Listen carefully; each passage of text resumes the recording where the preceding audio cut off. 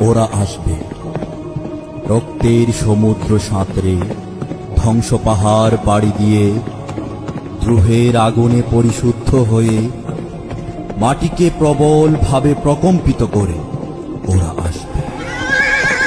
রহমাতুল্লাহ, আফিয়া, আসিফাদের জন্যে আজ হোক কাল হোক ওরা আসবে।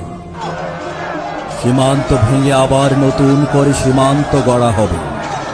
ইতিহাসের মূল্য চুকাতেই হবে।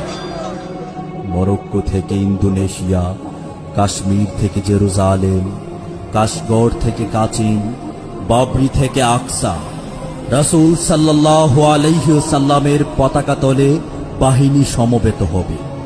সব ঋণ পরিশোধিত হবে। ওরা আসবে।